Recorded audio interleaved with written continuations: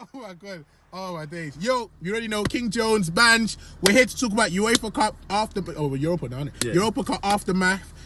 Arsenal smacked up 4-1. It's a game of two halves, 0-0 at half time, 4-1 at the end of the game.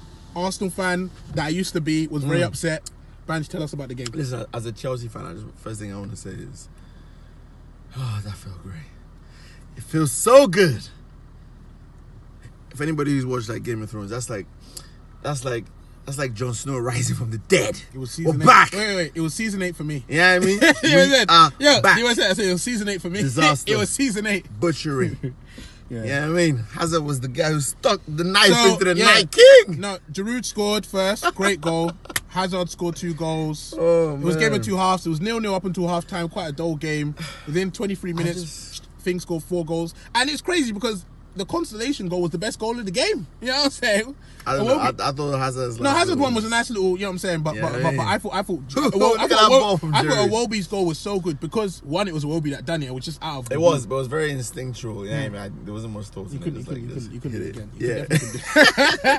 But so this changes everything. Chelsea going to next season Champions League. Still got the ban on. Currently, I don't know what's going on there. No one even said anything about that ban. Listen, finally we've been speculating all season. Now we've come to the end. Now we can really look at all the teams, apart from the 2 teams in the Champions League, and look back and see whether, whether the teams have lived up to expectations, whether our analysis was right during the middle. Yeah.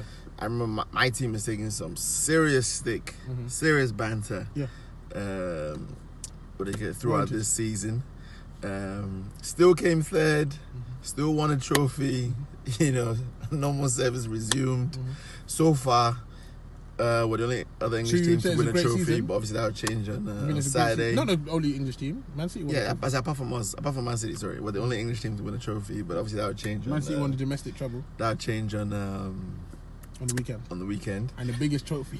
But yeah, what can you say? It's the end of an era. So if Tottenham win the Champions League, is it a worse season for you guys? No, like with Chelsea, like whatever other clubs do has nothing. No, but I'm saying no. But I mean, does it make your season look worse? Because then Tottenham could be like, we came 4th, you finished above us, but we won the Champions League. No, because we already won Champions League. No, but we won it 7 years ago. It don't matter what you did. Tottenham, Man United won it last. I'm just saying, does it make your season look worse? No.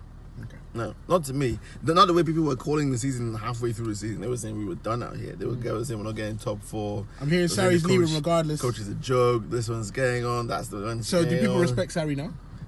Well, if you don't, then you don't really know football, and you're not being honest with yourself, because a lot of the issues were, he hasn't won a trophy, the players are not playing for him, all that proved wrong, all that's been put to bed now.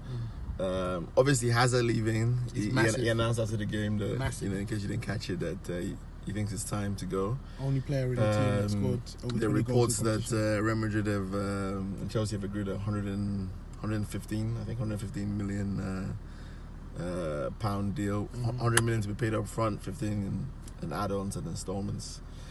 So yeah, I mean, what can you say? 7 years of the club, for me, one of the best Premiership players. Certainly one of the probably Chelsea's most skillful player, I would say we've had. Top 20. Yeah, he's probably top. I'll say he's top 3 in our history. Players? Or top 4, yeah, top 4 in our history. Lampard, Terry. Terry. No. I'll put him above Czech. Okay. I love Czech, but I'll put him above Czech. I would say Lampard, Terry, Drogba, and him. What about Ashley Cole? No. Carvalho.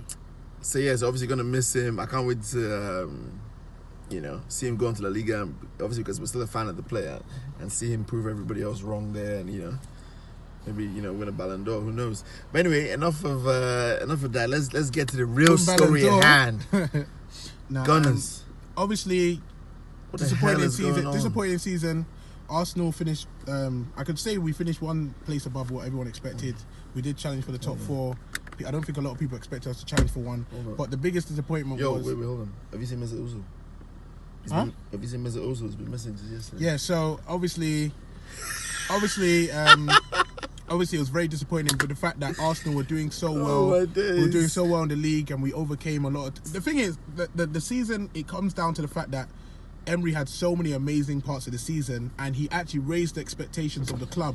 Start of the season, everyone thought we were coming sixth no matter what, based on the transfers we bought, the players we bought, the injuries we retained throughout the season, you know, Bellerin, Holding, Welbeck, etc., etc. And the fact that during the season we managed to make our home a fortress, and we only lost to Man City and Crystal Palace at home, and we beat Tottenham, which no one expected us to do. We drew them away from home and we played quite a good game. We beat Chelsea, we beat Man United, we drew them away from home. So we attained some good results. We were actually third for a period. We beat Napoli home and away. We beat Valencia home and away.